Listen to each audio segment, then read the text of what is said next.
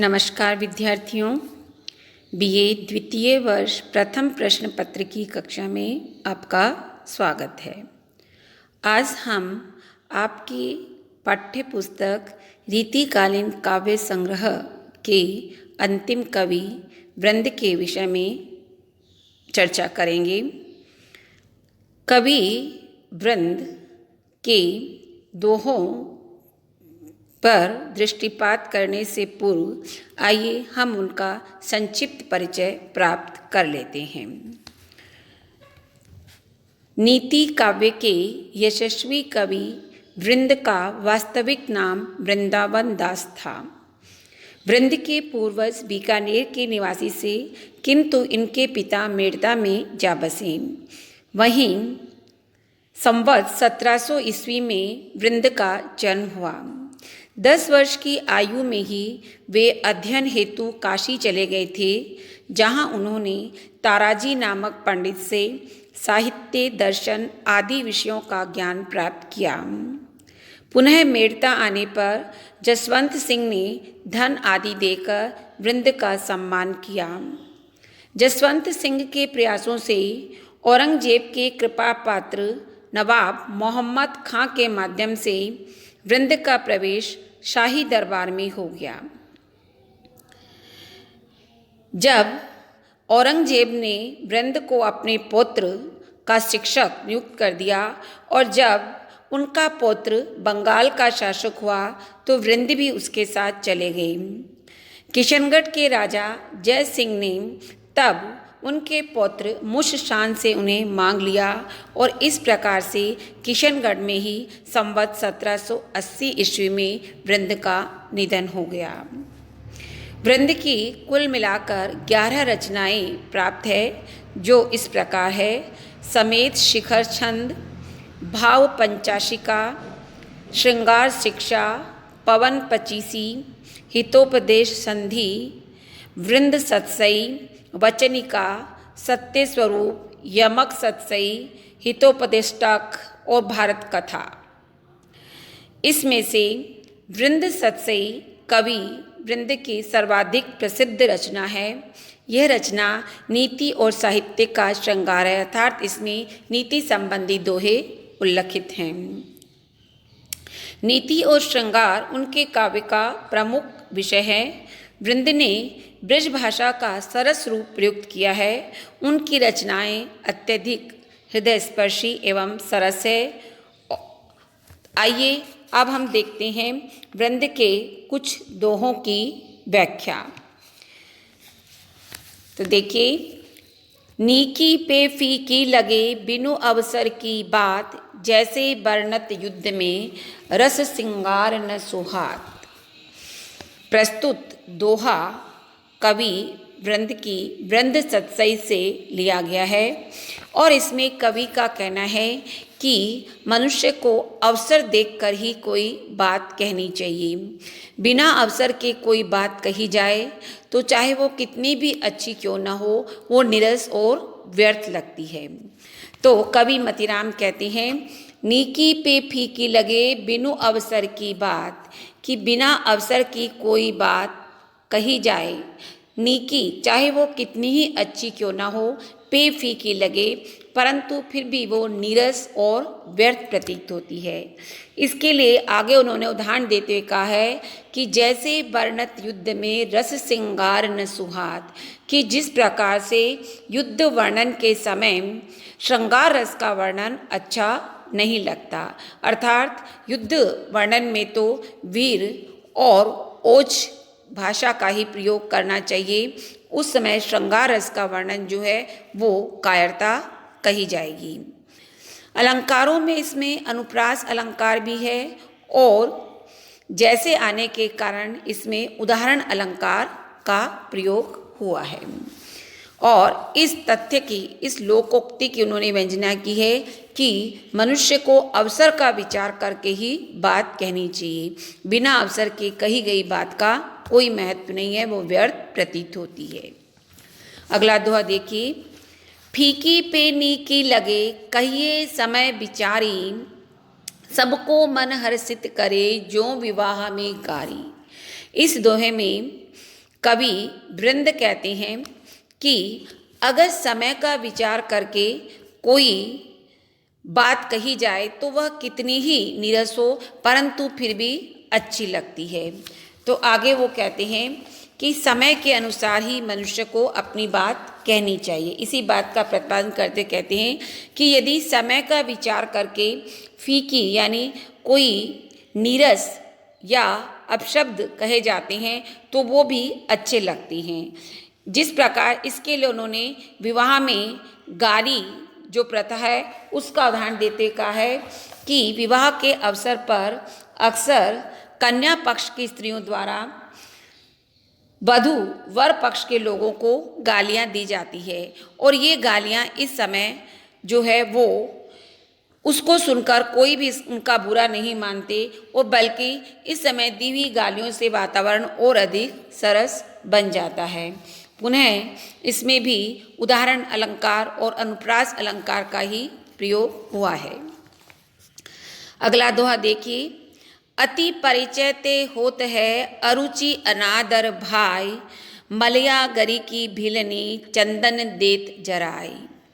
कवि वृंद ने इस दोहे में इस कथन की ओर संकेत किया है कि जहाँ अत्यधिक परिचय होता है वहाँ पर अपमान का भय बना रहता है, उपेक्षा और अनादर का भय बना रहता है। आगे कवि कहता है अति परिचय ते होत है अरुचि अनादर भाई, कि जिससे अत्यधिक परिचय होता है उससे अरुचि उत्पन्न हो जाती है एवं अनादर का भाव आ जाता है। इसके लिए उन्होंने इस बात की पुष्टि के लिए उदाहरण देते कहा है कि जिस प्रकार से मलयगिरी पर चंदन बहुत अधिक मात्रा में उत्पन्न होता है परंतु वहाँ की भिलनी जो है वो चंदन की लकड़ी को ईंधन के रूप में काम लेती है, क्योंकि वह चंदन के महत्व को नहीं जानती और उसको एक साधारण लकड़ी की तरह प्रयुक्त करती है।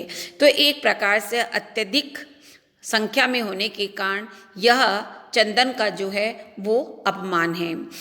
एक प्रकार से कवि ने इस तथ्य की ओर संकेत किया है कि कभी कभी अत्यधिक परिचय जो है वो मनुष्य के अपमान का ही कारण बनता है। दृष्टांत अलंकार है इसमें और अनुप्रास अलंकार तो आप देख ही सकते हैं। अति परिचय ते होत है अरुचि अनादर भाई, देख सकते हैं आप। इसी प्रकार से अगला दोहा देखिए, मूर्ख की पोथी दई बांचन को गुण गाय, जैसे निर्मल आरसी दई अंध के हाथ। इसमें कवि वृंद कहते हैं कि मूर्ख व्यक्ति के स्वभाव का, उसके दोष का वर्णन किया गया है कि हमेशा कुपात्र को नहीं बल्कि पात्र व्यक्ति को ही वस्तु दी जानी चाहिए। तो कवि कहते हैं कि मूर्ख को पोथी दई बांचन को गुण गाय, कि मूर्ख व्यक्ति को ज्ञान की पुस्तक पढ़ने के लिए भी दी गई तो को गुण गाय, तो उसके गुणों का भला कौन बखान करेगा, अर्थात वो उसके गुणों का बखान नहीं करेगा क्योंकि उसका तो स्वभाव ही ऐसा है।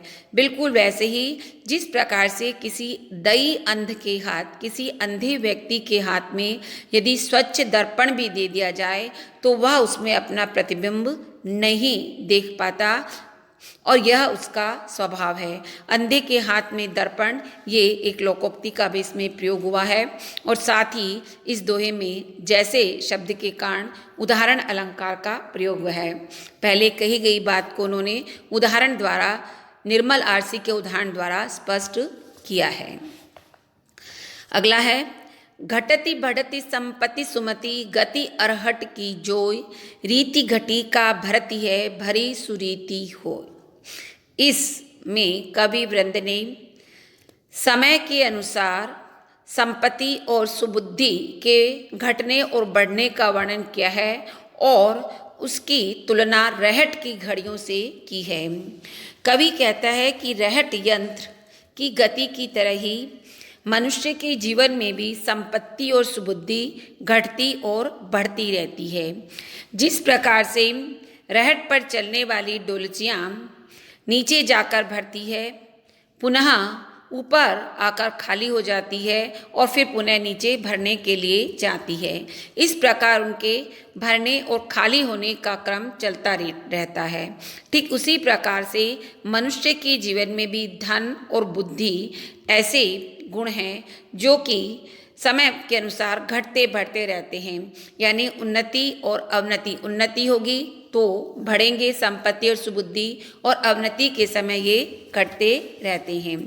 रहट का उदाहरण दिया है उन्होंने, और नीति परक उन्होंने ये कथन कहा है। साथ ही इसमें दृष्टांत अलंकार का प्रयोग हुआ है। अनुप्रास तो है ही, संपत्ति सुमति में सवर्ण की आवृत्ति के कारण छेकानुप्रास अलंकार का भी प्रयोग हुआ है।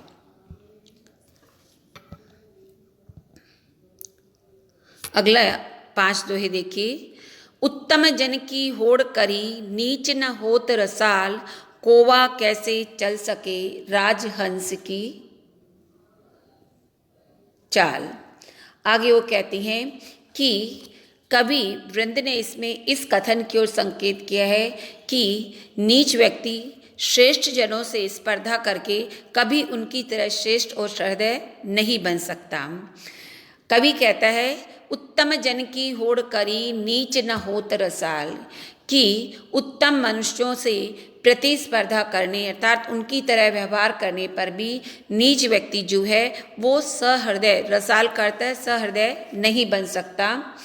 और इसके लिए उन्होंने उदाहरण दिया है कि जिस प्रकार से कौवा कैसे चल सके राजहंस की चाल, कि जिस तरह से राजहंस चलता है वैसी चाल कौवा लाख कोशिश करने पर भी नहीं चल सकता।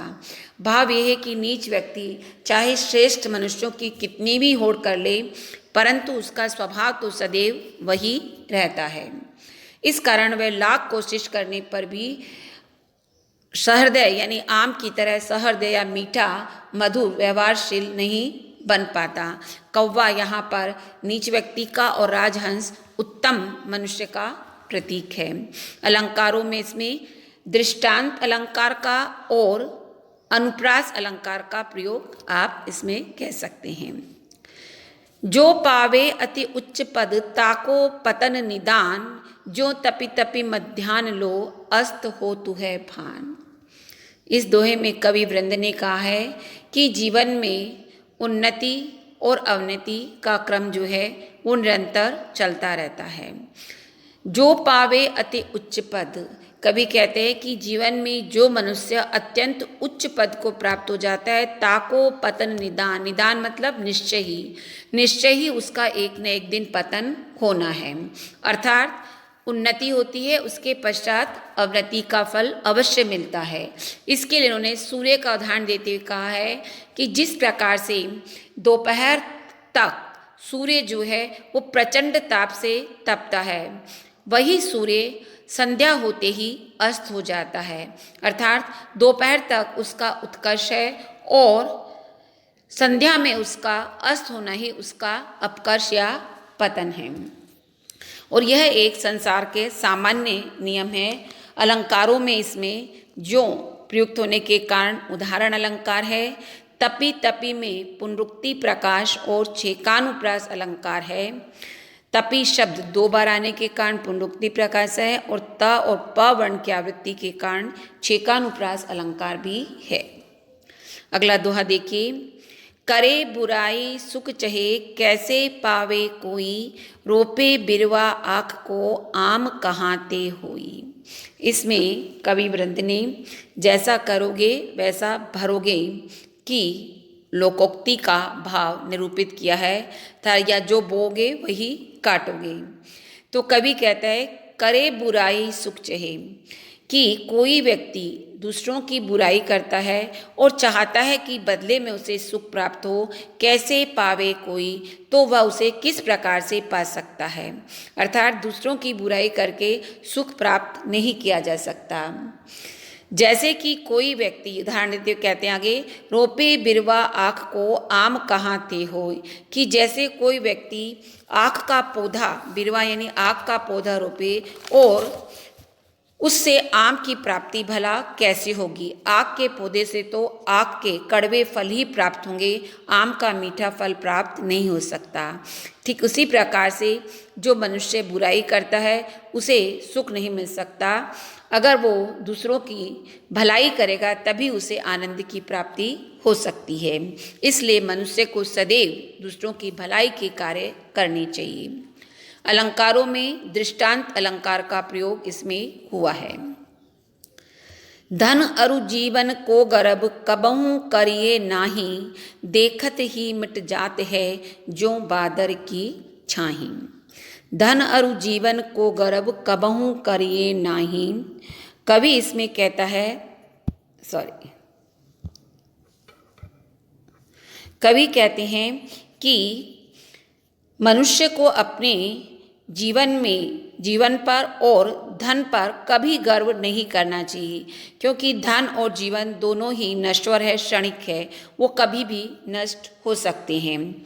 तो आगे कवि कहते हैं कि धन अरु जीवन को गर्व, कि व्यक्ति को धन दौलत और जीवन पर कभी भी गर्व या घमंड नहीं करना चाहिए, क्योंकि धन दौलत और सुख संपन्न जीवन देखते ही देखते समाप्त हो जाता है। ठीक उसी प्रकार से जिस प्रकार से कि बादल की छाया क्षणिक होती है, क्षण भर में ही वो मिट भी जाती है। अतः ये दोनों नश्वर है, इन पर गर्व नहीं करने का उपदेश कवि वृंद ने दिया है। अलंकारों में आप इसमें उदाहरण अलंकार कह सकते हैं। अगला और अंतिम दोहा है, ओछे नर के पेट में रहे न मोटी बात, आध शेर के पात्र में कैसे शेर समात।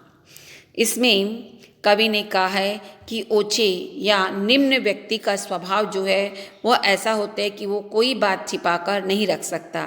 इसलिए ओछे या निम्न व्यक्ति को, नीच व्यक्ति को कभी भी कोई महत्वपूर्ण बात नहीं बतानी चाहिए। कवि कहता है ओछे नर के पेट में, कि ओछे व्यक्ति के हृदय में रहे न मोटी बात। मोटी बात मतलब महत्वपूर्ण या कोई गोपनीय बात कभी नहीं रह सकती। अगर आप उसे बताएंगे तो उस बात को वह तुरंत ही दूसरों को बता देगा। ठीक उसी प्रकार से उसके हृदय में बात नहीं समा सकती, जिस प्रकार से कि आधा शेर अनाज रखने के योग्य पात्र में भला एक सेर अनाज किस प्रकार से समा सकता है। ठीक वैसे ही ओछे व्यक्ति के छोटे से हृदय में महत्वपूर्ण बात नहीं समा सकती। यहाँ अलंकारों में आपका अनुप्रास अलंकार है। आध शेर के पात्र में कैसे शेर समात, सवर्ण की आवृत्ति के कारण वृत्ति अनुप्रास है, और साथ ही यह दृष्टांत अलंकार का अच्छा उदाहरण है। धन्यवाद।